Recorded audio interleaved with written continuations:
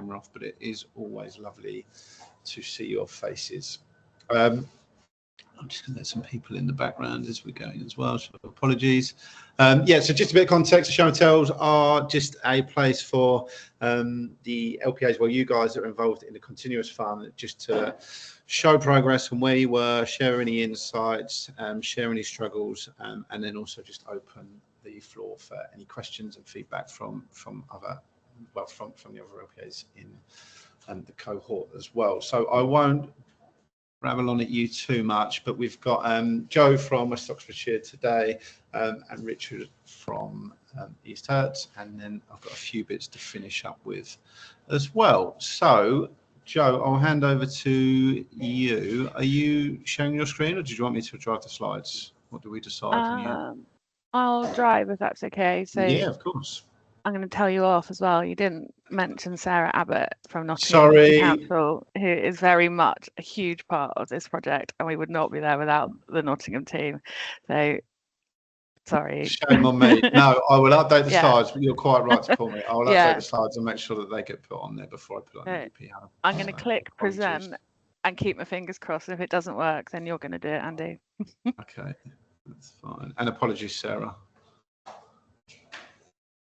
You're sharing. Success. No problem at all. There we go. Okay, I think most of you know me. So I work for West Oxfordshire District Council, but also Cotswold, and we have colleagues. I basically bombed everyone's diary about 2 hours ago and said, come along. So thanks for those who managed to turn up. So our PropTech Round 4 continuous funding project focused very much on speeding up the SLAR site assessment process, specifically the HELAR for the context of our slides. And I am joined by Sarah. Can't see you, apologies. But yeah, give us a wave. So I'm going to do the first few slides so you don't have to hear from me too much, and then hand over to Sarah to do a live demo as well. Okay, so this one is just, has it moved slides? Yay, no. Has it moved on? Yes. Yay, thank you. Thanks, Lucy. So I just think sometimes it's important to reflect on how we got here, why we're doing this, and why we kind of obviously keep going so much. So here's just a few kind of high level stats of all of our council's previous projects. And I think for me, what always strikes me is sometimes how we can do something really quite small as an intervention. Can actually really make a big change. That 92% saving in early process for site assessments, a large part of that is just giving one principal planning officer an ArcGIS Pro license to the cost of £1,000 a year. And that just means we can instantly publish, we could do all sorts of things. So often we don't need to do these massive, big interventions. We can do small things that make quite a lot of difference quite quickly. Don't get me wrong, it doesn't solve the whole thing, but you know, like sometimes small and little and often is great. That same project around for is when we met LandClan, our current suppliers for the continuous funding as well, and also when Nottingham met them. And my notes say that that tool for their round 4 helped them sift, sort of automate the site assessment process from sort of 7,000 to 300 sites. I don't know if you wanted to add any more to that, Sarah, before I move us on.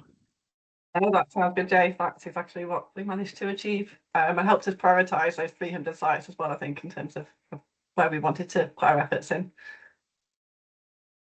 Okay. So the next one is the classic, what is the actual problem we're trying to solve? We all know we need to speed up local plan making processes. 30 months is coming fast. And not only that, but there's lots of us probably on this call that are all racing to submit by the end of next year. We've also, I think it's safe to say we've all learned that there's a massive problem in insufficient GIS and data management skills and resources across the country. I think I'd say Nottingham are probably one of the few exceptions that don't struggle with that. And it's been a real pleasure working with them. And often we're sort of outdated and very bespoke data solutions, which are not fit for purpose, you know, old dying access databases, other things that are just no longer maintainable. And I just kind of wanted to focus on that for a moment. All of that led us on to how that shaped our aims and objectives. And what we really set out to do with this project was to actually create something that could be picked up by any level of GIS user. So we know that it's a problem, that we're short on those skills, but there's lots of councils with appetite. So how could we create something that is truly simple to pick up, but can also then be scaled to use more advanced kind of GIS techniques, etc. So I think that user-friendly, interoperability, and that scalable, and something that's very affordable. Again, again, the LandClan application, not just giving them a plug, but it is at a very affordable price point, kind of under that 1,500 quid mark per user. And we very much focus as a team on our strengths, kind of working together in that agile methodology, doing weekly stand-ups, and just really creating the space and time. Time is the biggest thing. Just give yourself time to chat everything through. And I think that's what we all struggle with, is that magic word of finding the time to talk.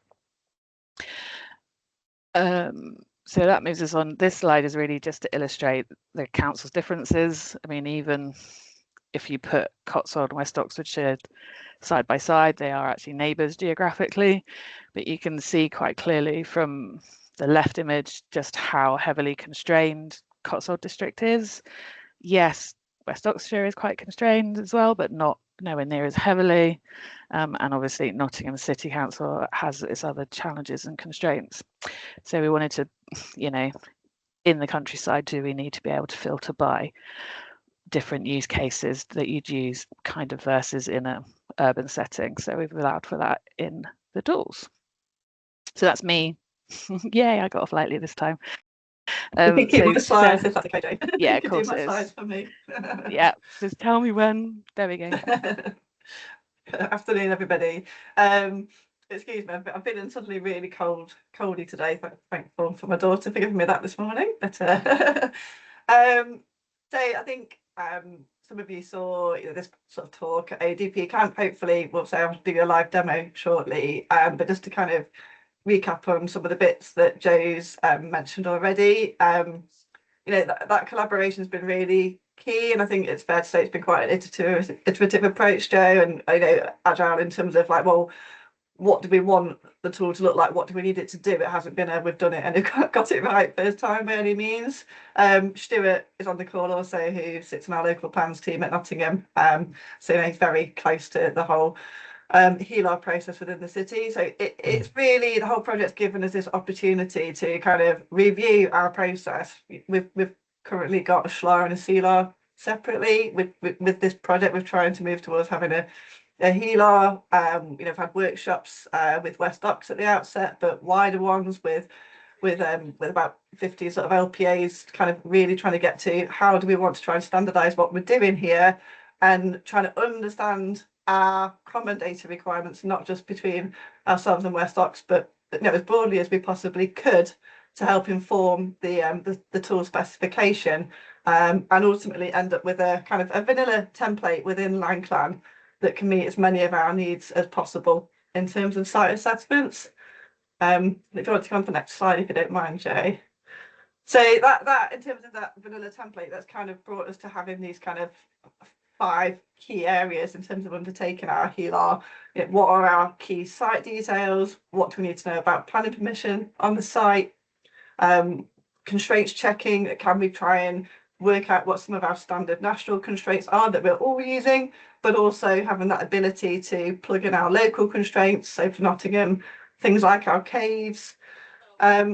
The ability to obviously record our dwellings and our yield for both our housing, but then also thinking about how we record employment as well. And then obviously the site assessment process, which is really the crux of what we want to be getting out of our HELAR.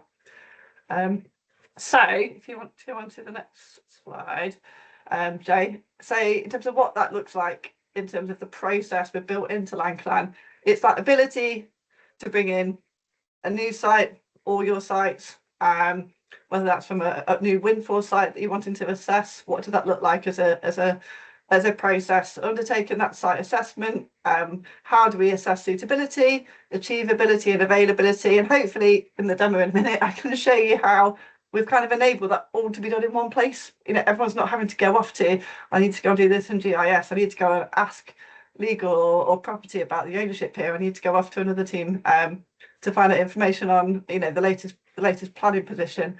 So we've tried to really build in that, you know, everything happening in one place for a site assessment, which is really, you know, the crux of what Langplan does as a tool already.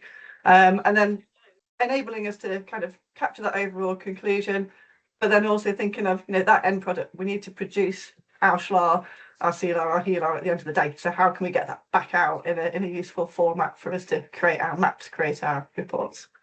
So on that note, I'm going to attempt to do a live demo. So if I start sharing, it could all go very wrong. So apologies if it does. So we kind of, I think we're very, very nearly there now with our product in terms of what we want. We're happy that we've hit all of our key deliverables now. For those that aren't familiar with Langplan, hopefully you can all see the screen now. The site's workflow is really like the crux of what Langplan does in terms of enabling you to organise your site however you like into what you call pots or phases. So we've used these phases to split our sites down by our overall conclusion for our HELAR. If we get to the point where a site's complete, we can move it into there. If we have a different variation of the site, due to phasing, for example, we can move a site into archived and bring in a new site. Similarly, if we get a new windfall site in, we can bring it in to its own pot here. We can assess it, and then once we've decided what we want to do with it, we can move it and say, yeah, that site's deliverable, in it goes. Well, that bit works seamlessly at least. So we can filter on a site. So I'm just going to show you the Ireland site, which is one of the kind of key strategic city centre sites in Nottingham.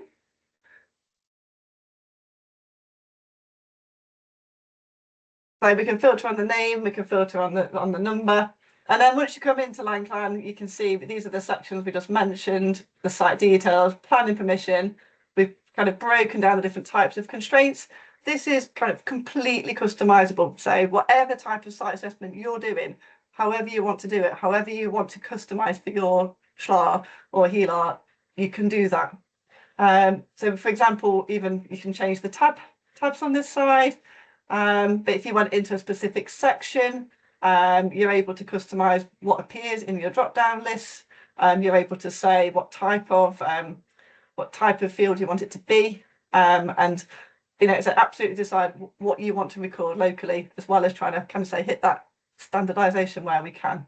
So key information about our site, information about our planning permissions, so we know the site has got outline, but we've also got all the related applications that have come in now, helping to inform our brownfield register.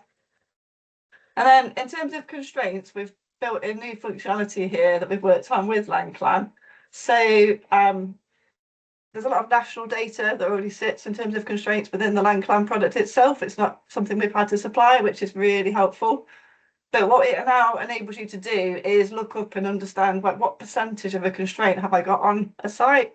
Obviously, you know, really helpful to know it might be flood zone 3 on there. Before, we just had a yes answer. Now we know actually it's an absolute minute amount compared to our flood zone 2. We can also bring our local constraints in the same way there. And it can also have informants in there as well. So how far is it to my closest bus stop? How close is it to my nearest train stop?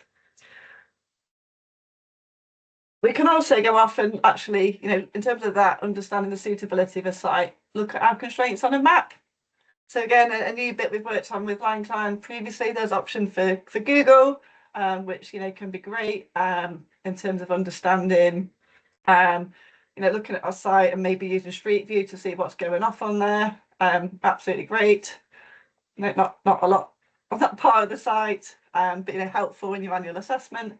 But with the Esri map that we've included now as well, it actually then you can click on your layers that you are interested in. What are my favorites that are my constraints that are bothering me, and that might just be critical constraints that you think, you know, I definitely don't want to be building there at all. But it enables you to view those on the map in the context of the site boundary. So they're really, really kind of helpful to have it all in one place, as I said, rather than previously officers would have had to go off and look in a separate system for that information. So you can see that exactly where does that flood zone 2 sit in relation to our site boundary.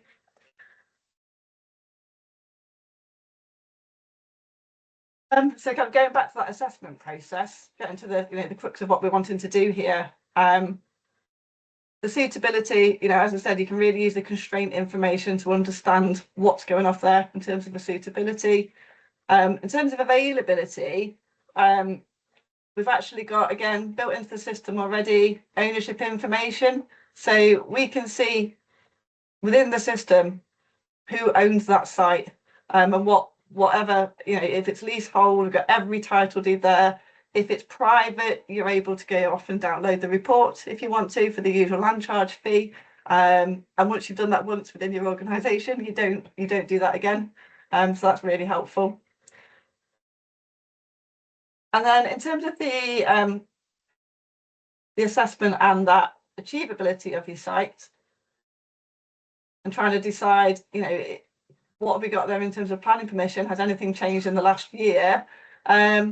Again, you've got current planning information. This is just being fine-tuned with line plan at the moment, but it will tell you what you've got going off there and the details of planning applications near the site.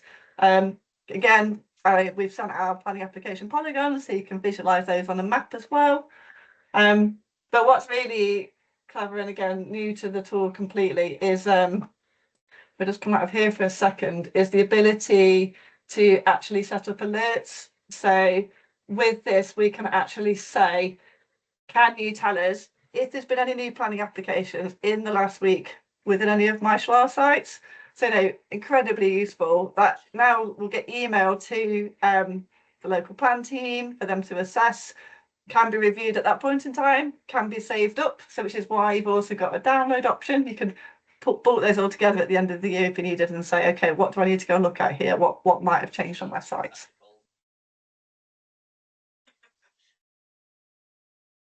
So just popping back to our sites workflow.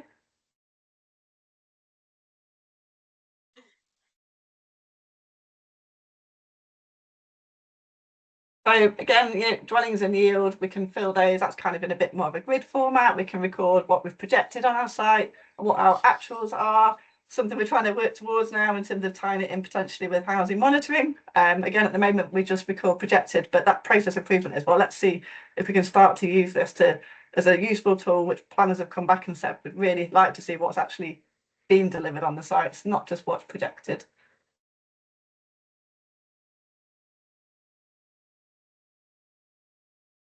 And then obviously, when we get to the end of it, it's kind of what's our overall conclusion? What's on the what is our final status? It's that it's deliverable.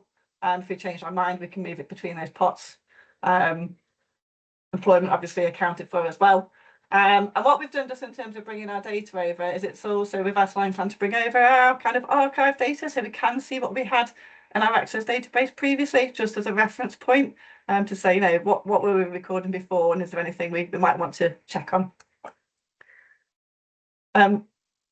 So as well as sort of viewing at an individual site level, we've got an analysis tab as well, where you can go and see all of your saved sites. You can turn off your favorite layers, and you can put on your saved sites. I can view those by my workflow phases. So can you show me all of my deliverable sites? Can you show me all of my my developable sites on a map, please, with the site information? And then there's more in terms of kind of your standard functionality here that you'd expect to see in a bit of a basic GIS, really, in terms of your attribute table or doing some basic queries.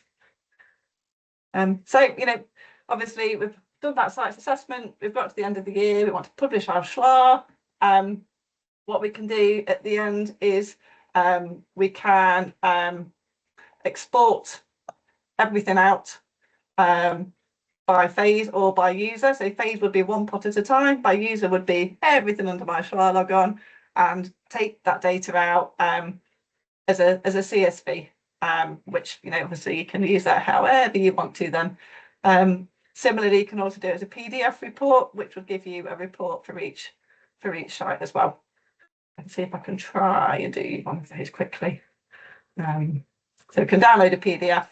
And we've already used this where senior managers have come to us and said, I think you've had those questions, Stuart, can you please tell us about these 10 strategic sites which are currently of real interest to us? You can pick which sections you want to include within the report, so some bits you might want to take off. So you can either do this on an individual site basis or in bulk for all of your sites. And then what you get is a report out the system which tells you anything you might want to know about your site. So planning, policy, demographics, any of the site information we just mentioned really in terms of flood constraints, and a general map to show you the picture. So that's kind of a quick of a whistle-stop tour. Hopefully that's useful. I think it went well. It didn't crash on me, so that's always a bonus. I think you smashed it, Sarah. It generally doesn't. Yeah. Definitely crash. It's very stable. So hopefully that's kind of shiny. And I think some of you might be familiar with Landclan, others not. I know people that are familiar with Landclan have gone, oh, I didn't know that we've now got that in the tool. So hopefully that's just given you a bit of a flavour of things that are going to obviously be available to all existing customers. And I think are hopefully incredibly universal in terms of improvements. Do you want me to put those last few slides up, Sarah? Yeah, if you don't mind, Jay. I don't know how much Cool. time we've got. I feel like we've used quite a bit. You're fine, don't worry. It's all good. There's only two of us, isn't there? Or two sets of us. Yeah. There's loads on this deck because we had backup screenshots. There you go. So yeah, I think I've shown you that, but the other space thing to note on there is, as well as those two bits, you do actually get a web feature service of all of your sites within that it will include the phase that they're within, so you can bring that into that web feature service into your GIS, obviously join it back to your CSV if you've downloaded that, but a quick way of kind of visualizing or maybe like analyzing or dashboarding your sites, if that's something you wanted to do, Power BI or S3 dashboarding, whatever tools you have to your hand in your organisation. So I think I've probably touched on most of this, but what have we learned? Well, I think hopefully we've created a template that's at least common for most councils, and as I've said, it's completely customisable. Doesn't even have to just be used for your HELAR. It can be used for however you want, to record whatever you want about your sites. It might be planning, it might be property, it might be housing. I think we've also recognised that those products don't solve everything. I think it's fair to say, Stuart, it's really helped us kind of really kind of scrutinise what we're doing as we've gone through the process. Like, well, why are we even recording that piece of information? And why is that in that field over there? And it's in that field over there. So it's really helped. We've had to put that effort in. Like you said, Joe, it's that time that we need. But I think we're happy to say, Stuart, that we are going to be creating a lot of efficiencies with this tool. So it's certainly been worth the effort. Sure. And then I think we've seen this before, most people I think here, but it still is that quest for standardisation. I think there's so much more to be done. In so many ways, it would be great if we all just got told this is what you should be recording for your HELARs, but it is really quite limited what is out there nationally. I think a lot of us are trying to unpick and solve the same problems and put a lot of time and effort into it. But I think certainly this project's helped. I think there's still a lot more we can do. It's just that time and resource to do it really now. So I mean, I guess just on that, it's kind of what do you guys think? I suppose kind of asked this at the ADP camp, but what more needs to be done? I suppose if you're Landclan users, is there anything you think else that might need to be done within the tool? But what else can we do in terms of standardisation as well? We've got more improvements we want with the tool, which Landclan are well aware of. It's never going to be done, but I think for now we're there. But there's always more that we'd like to do. That's us, I think. Thank you. Amazing. Thank you so much, Sarah and Joe. That was brilliant. And yeah, I agree with Alfie. It's not for the faint of heart doing a live demo on a call. So thank you so much, Sarah. That was amazing. Lucy, I see you got your hand up. Yeah, thanks. That looked really good. I think we've done a similar project with urban intelligence last year, and I know Joe has looked at we try to look at standardization and a standard list. So yeah, it's really good to see kind of how you guys have done that with LandClan, and I definitely really like those PDF outputs. I might want to push urban intelligence for that too. I had two kind of maybe slightly more specific questions. One of them is how you've dealt with more sort of qualitative input from specialist consultees, because I think we found that even though the automation is brilliant, you still need some of that qualitative input. And we're still going through that. We've got options to do that, but it's still a little bit more work than we expected, because some of the consultees just give it to us in an Excel spreadsheet, and we still doing the copy and pasting in. And I just wondered whether you found a solution for that. I don't think it's something we really looked at too closely yet, Stuart. It's fair to say, isn't it? I think just partly in terms of where we are in the pipeline with our SLA currently and our local plan, but it's probably something when we go to call for sites next year at some point. Yeah. Okay, thanks. But no, it's Did I add to that, Stuart, at all? Or? No, I think, in some ways we've been quite a good test case with this, because we've been in a position where most of the new sites getting added to the SLA have been windfall sites primarily from the planning application process. Our next use of the product, once it's fully developed, will be for like a proper call for sites for local plan review, which is when we have to start engaging with that kind of aspect as well. But yeah, I don't think we've got a good answer for that yet, and I think we still will be in a bit of a clunky situation of doing a bit of copy and paste on terms of that process. But also maybe it's the advantage of us is that we've been able to do these in sequences, get the easy part done, and then tackle the harder parts maybe a bit later on that. I think what there is, I suppose, just to expand on that, there's no option for us to kind of like bulk update records in LandClan, but that's something that they are very supportive of, and they've basically like mapped our data over so we can run that again if we need to. So it's something that certainly would be possible, is it not being too frequent, if you wanted a new, bring that in bulk, that is something that could be run if needed. Yeah, that'd be good, wouldn't it? Yeah, and I'm thinking in terms of a call for sites form, if that was done using geospatial tools, so long as your field's connected into your attributes, and that would pull through into LandClan, and then you would be able to run that. It would just populate those common fields, I guess. So it's the great challenge of the development industry using our systems rather than see attached, here's a whopping great big PDF, guys. But we know that's a problem, full stop. Like, as a group, we've all been banging on about it for years. Still haven't found a way to stop it happening. Let me know if you do. But yeah, I think we haven't touched on that yet, and for us, I think the next stage, thinking about it even just from Cotswolds, is because we have such a high landscape impact that needs to go to landscape officers. So would they put their assessment directly into LandClan, or would they, like, we haven't worked that stage through, to be perfectly honest, but we're quite kind of, I think this, for that sort of that section of the process, we're quite pleased with where it's at right now.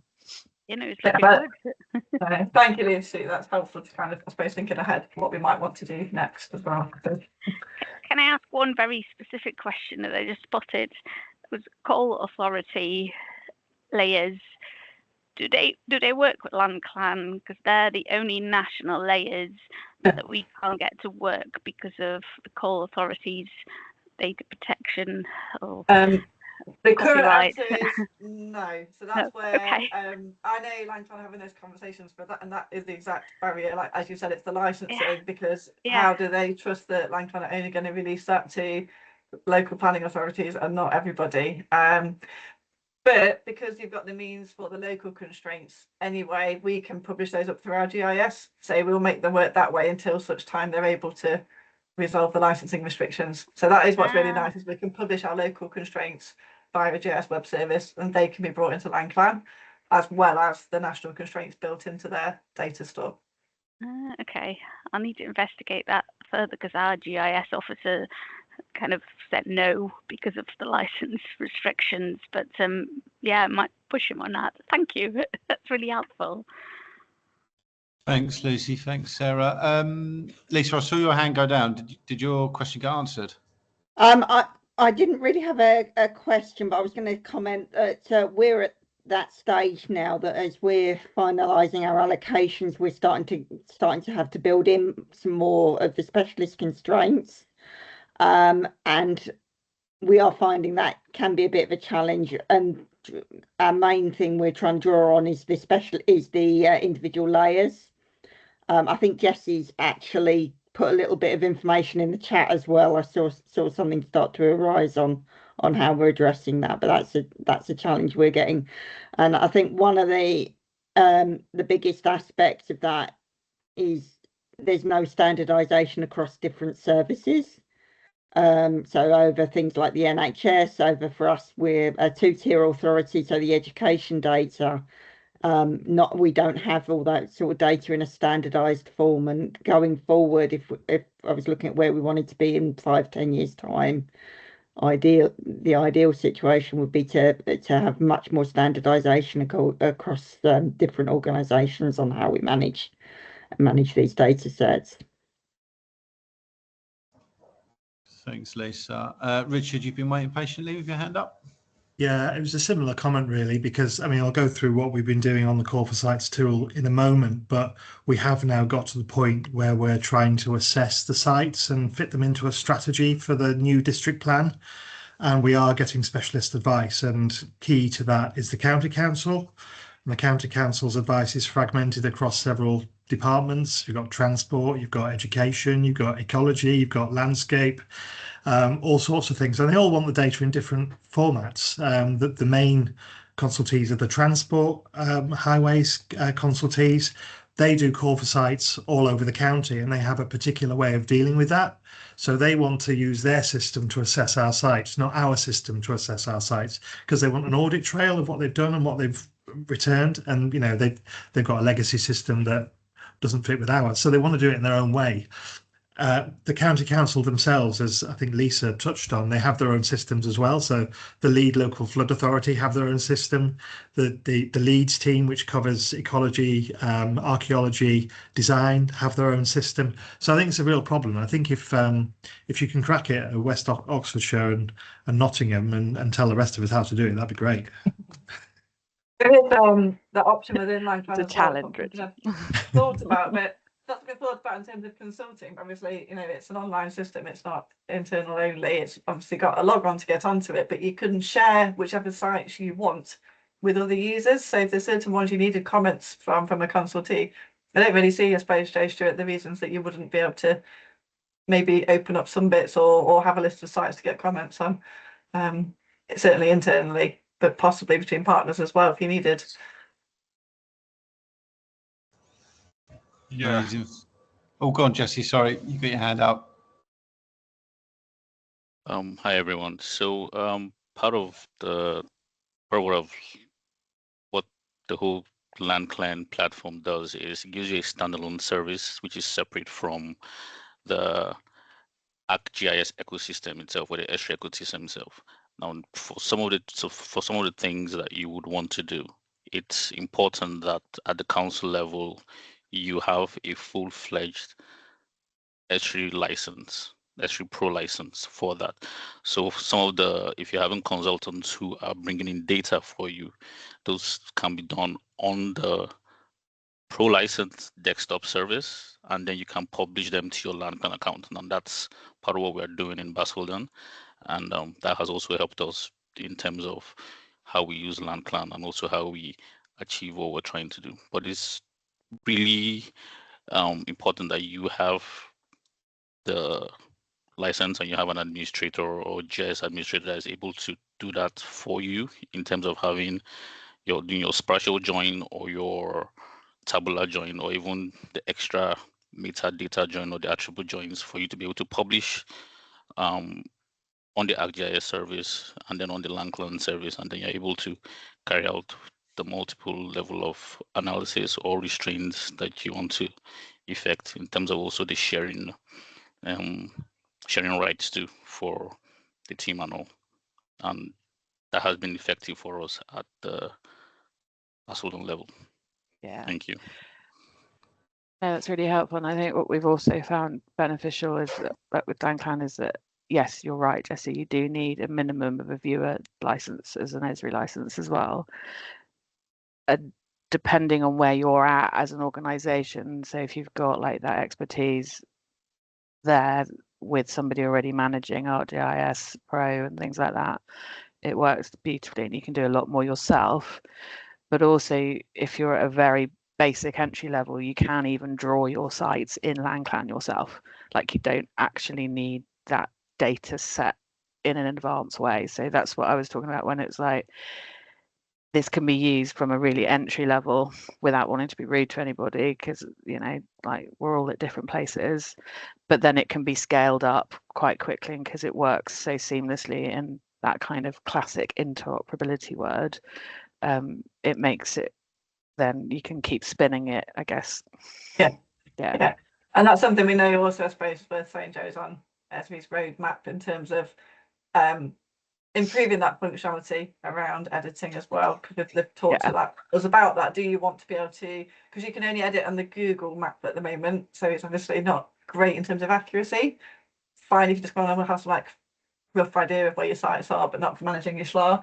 But I know kind of they're thinking like, well, can we get it to edit it more how you would in a GIS, that you can snap to master map and get their sites accurate and give the user within LangClan more control over the sites. Sorry, Andy, I just thought I'd add on to. No, it's all good. I feel bad for jumping in, but thank you so much.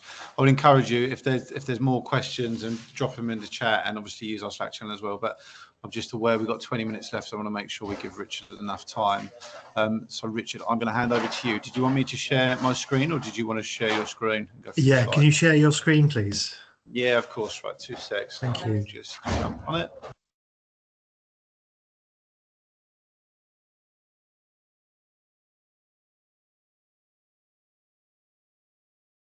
Thanks. Okay, so thanks for inviting me. I am faint-hearted, so there won't be any live demos here. I'll try and go through what we've done. There is a video embedded into this that goes through the tool that we've got. I think maybe it's quite a long one, so maybe I'll skip the video and sort of tell you what's in it, and you can go back and have a look at the video to explain the Call for Sites tool that we've developed. It's quite a useful little video, but perhaps a little bit long for the time we've got left. So I'm Richard Crutchley. I'm at East Herts Council. I'm the planning policy team leader. We're a second tier local planning authority within Hertfordshire. And in terms of plan preparation, we have been anticipating the introduction of the new system for a very long time.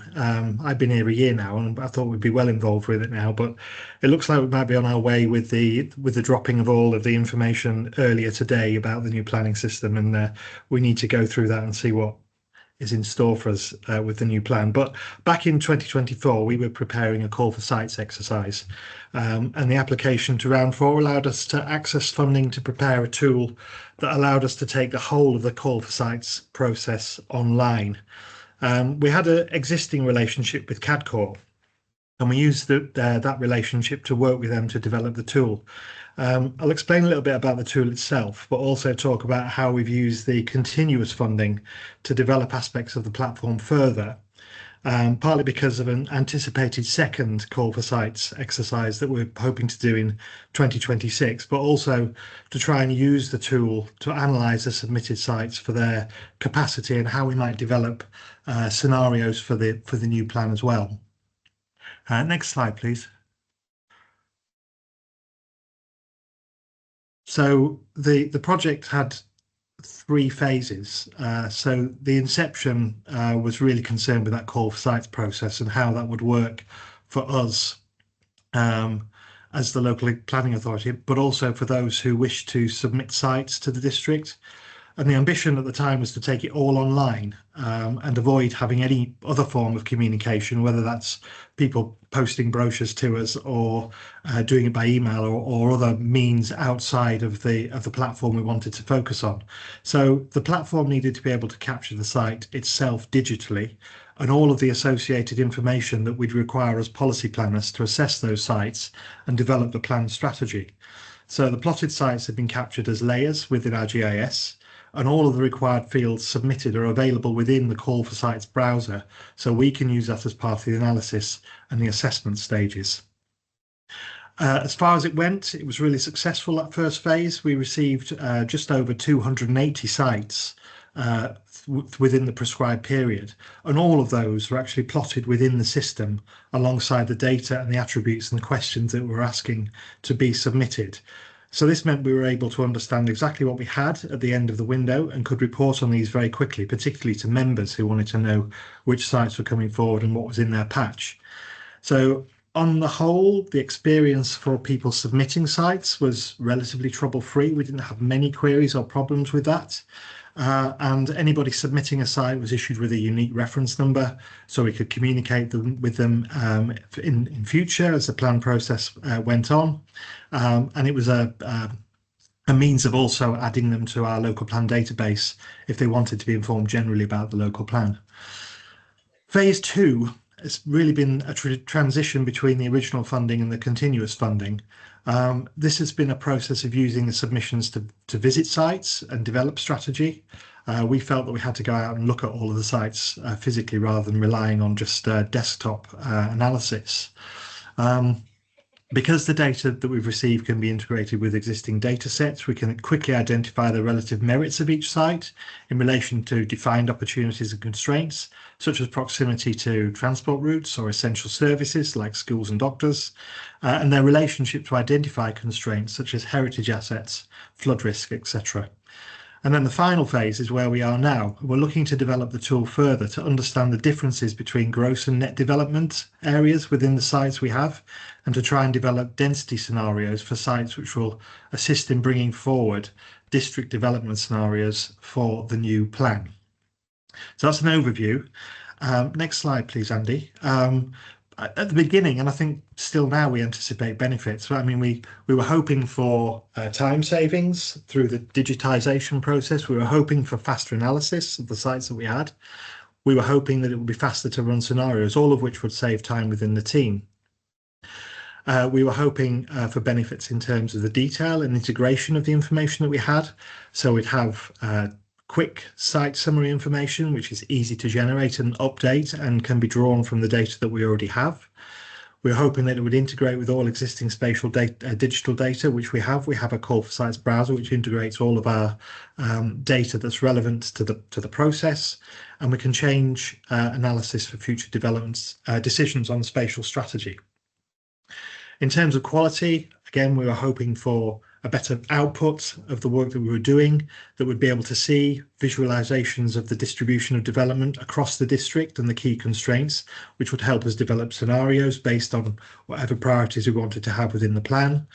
We hope that there would be fewer subjective decisions because we'd have objective data at our hands and easy to access, and a better understanding of who is making submissions and could reach the Call for Sites process and get through the process. So landowners and whether developers and whoever else was submitting sites to us. So they were what we anticipated. The next bit is the video. I mean, I think it's 7 minutes. It's going to take us very close to the end. What this video does in that 7 minutes is describe the tool that we've been using to collect the Call for Sites submissions that we've had.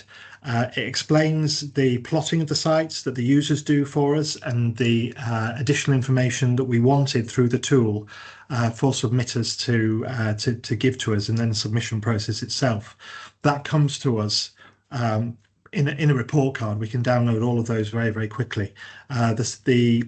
The the system will also analyse the sites for nearby constraints and opportunities and list those immediately for us as well, and highlight them in colours as to where they're particularly close or particularly important constraints.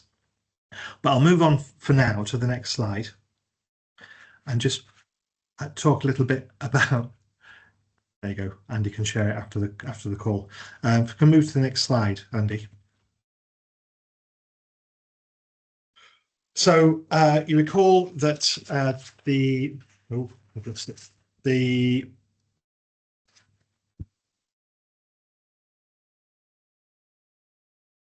Apologies, it's not That's helping all right. me move on from this video. So no, I just knew if I'd have tried to use that video, it wouldn't have worked. I know it.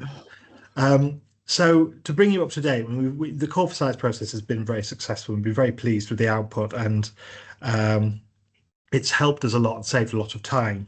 The first part of the continuous funding was really looking at the tool in a sort of critical friend way with CAD Core, because whilst it gave us an awful lot of information in a format that was really helpful to us, and it saved an awful lot of time, there were some minor issues with it that we've discovered sort of whilst using the data and whilst using the information that we received. So one of the issues was the reference numbers that were given to submitters. They were very complex.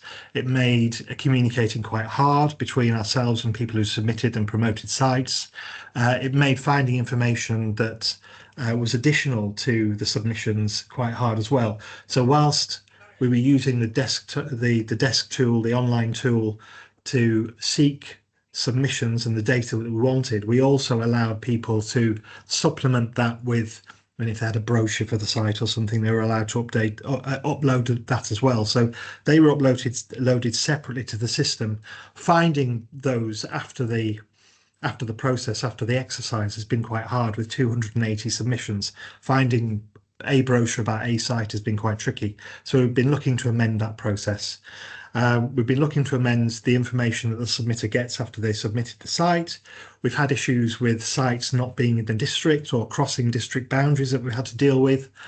We've discovered that there is information that submitters don't really need to submit. We were asking them whether their site was in the Greenbelt, for instance. We already know that. We can do that automatically through the process without the submitter having to tell us that.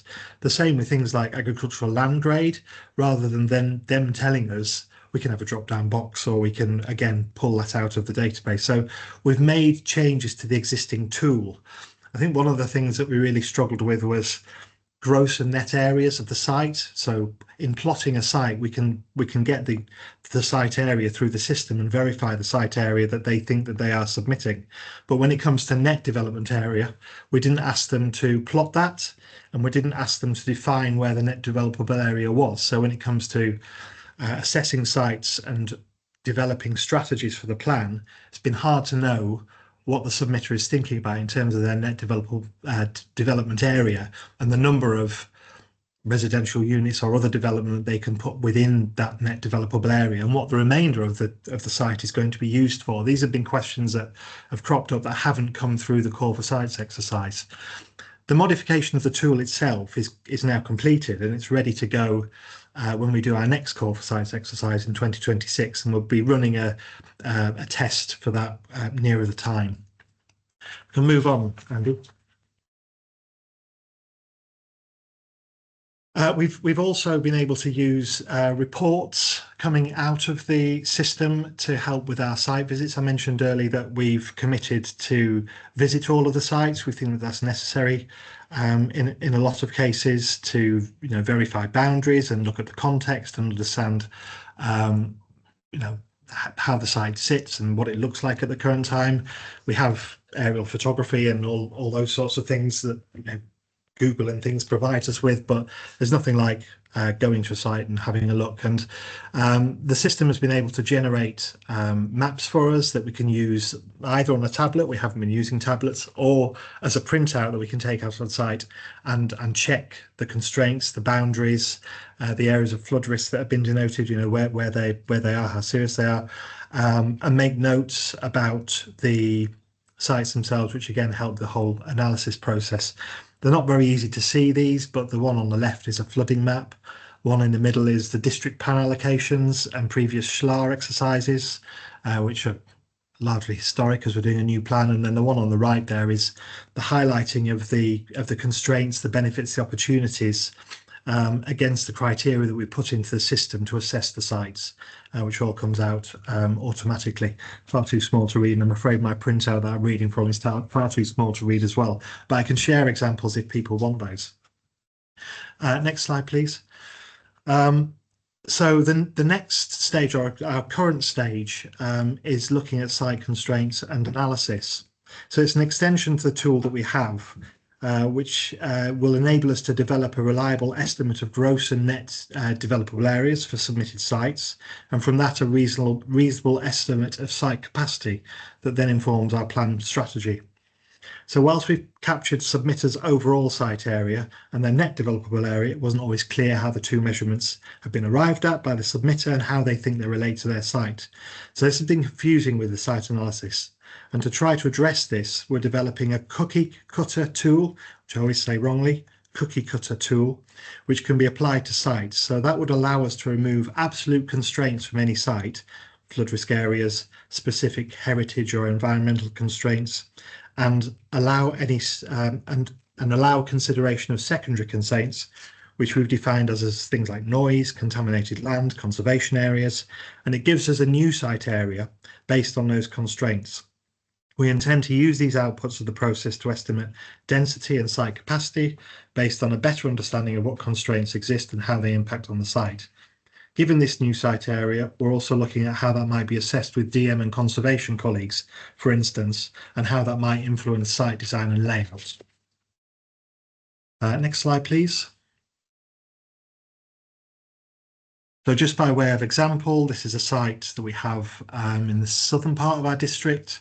The red stripy bit in the middle is the site. So this image is centered on the site itself, and you can see various constraints that affect this.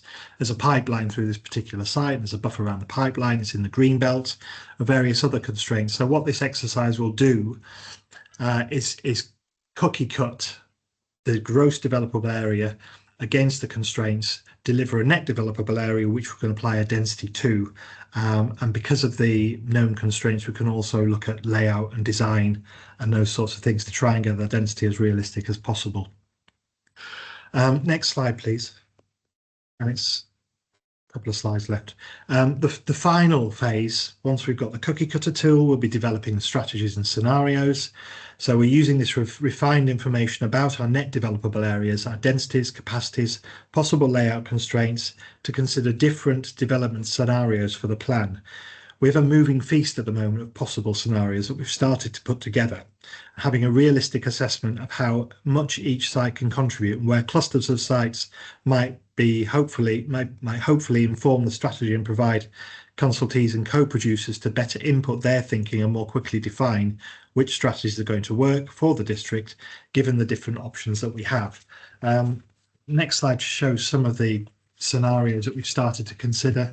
It's very much blue sky thinking. The one at the bottom there is a bit of a migraine for the eyes, but it's a consolidation of all the strategies that we have.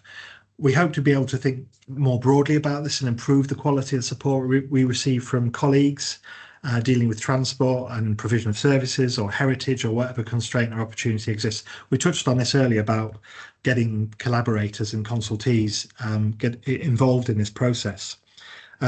We have faced difficulties along the way. The main one was the loss of our only GIS officer in the middle of this year, and we haven't been able to replace them yet. But we have found benefits, and I referred to some of them earlier. But we've also found that as a policy team, a team of planners, essentially, and not a team of data specialists, we have had to grapple with the GIS, and we've all learned a little bit how to use it, some more than others. I think that's really helped us to understand what's available to us, what we can do and how we can do it, and think about how these things could be more efficient. And certainly listening to some of the examples that we've had from other people in this group has been helpful as well. And I think it'll give us a greater clarity and resilience going forward. And all of that's been enabled by the funding. So I think that's been really beneficial for us. And that's me, Andy. Amazing, thanks Richard, and apologies that we didn't have time to show the video, but as mentioned, I'll make sure that gets put onto Slack and on the hub as well for people to see. Any questions for Richard?